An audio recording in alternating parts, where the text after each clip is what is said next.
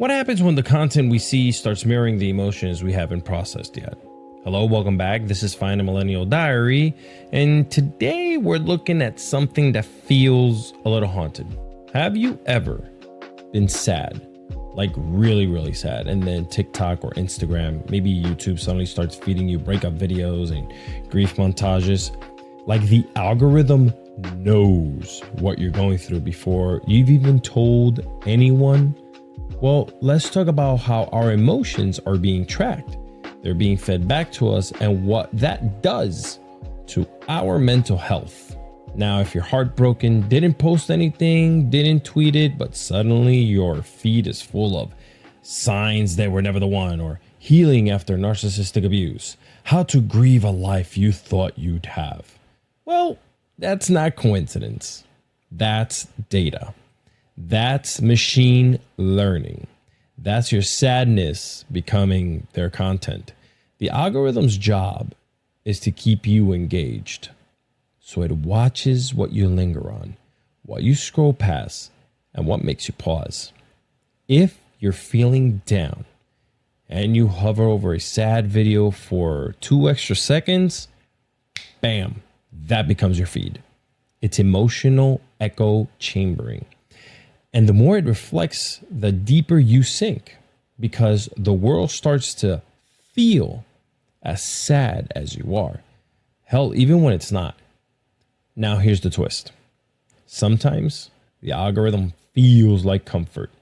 You see someone articulate exactly what you're going through. Well, you feel seen, you're understood, you feel validated. And that can be healing. But it can also trap you in a loop where you never actually move forward. Just scrolling through pain that looks like yours again and again and again. Let's call it what it is, though. It's emotional surveillance. Platforms are profiting off your feelings. They monetize our heartbreak, our confusion, our anxiety, because, well, sad people scroll longer. Angry people comment more. And lonely people click add to cart. It's not just creepy, it's capitalism. And it's manipulating our healing process. So you may be asking yourself, what do we do? Well, we try to disrupt the loop. We stop feeding this machine. We actively search for joy, for learning, for anything other than what you're feeling at that low moment. We remind ourselves, just because it's in our feed doesn't mean it's our fate. You are allowed to feel better, even when the algorithm doesn't want you to.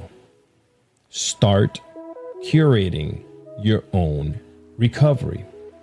Follow accounts that lift you up. Mute content that drags you back, and that includes people as well. Seek out things that make you laugh or think or breathe easier. See, you don't have to pretend to be okay, but you also don't have to live inside a sadness loop curated by some damn code.